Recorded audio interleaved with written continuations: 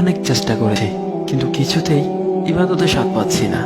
নফল রোজা রাখছি, রাত থেকে তাহাজ্জুদ আদায় করছি, দোয়া করছি, জিকির করছি, কোরআন তেলাওয়াত করছি, কিন্তু কিছুতেই কিছু হয়ে উঠছে না। আর এমনটা হয় তখনই যখন কেউ চোখের জানা লিপ্ত থাকে, চোখ দিয়ে হারাম জিনিস দেখতে থাকে।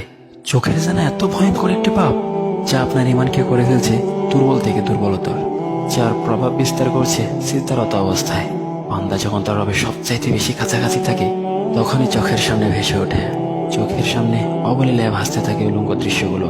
মহান রবের এতটা কাছাকাছি থেকেও নিজেকে আবিষ্কার করতে হয় রবের নাফরমানিতে। যে চোখ দিয়ে তুমি এই বেহায়াপনার উলঙ্গপনা উপভোগ করছো, সে চোখে একদিন তোমার বিরুদ্ধে সাক্ষ্য দিবে, তোমাকে টেনে নিয়ে যাবে জাহান্নামের দ্বার প্রান্তে। তাই নিজেকে ভালো কাছে ও ভালো চিন্তায় ব্যস্ত রাখতে হবে, অন্তরে আল্লাহ ভীতি জাগ্রত করতে হবে। কখনো খারাপ চিন্তা আসলে মাথায় রাখবেন আল্লাহ সুবহানাহু ওয়া তাআলা সবকিছু দেখছেন, ফেরেশতাগণ সবকিছু লিখছেন, আর আপনার কৃতকর্মের হিসেব আপনাকে অবশ্যই দিতে হবে। ভিডিওটি ভালো লাগলে একটা শেয়ার করে দেবেন, আর আপনার যদি মনে হয় এই কথাগুলো আপনার কোনো পরিচিত ব্যক্তি শোনা উচিত তাহলে অবশ্যই তাকে একটা মেনশন দিয়ে যাবেন। ফি আমানিল্লাহ। আবার আমাদের একতরফা কথা হবে নতুন কোনো ভিডিওতে। ভালো থাকবেন। আসসালামু আলাইকুম রহমতুল্লাহ।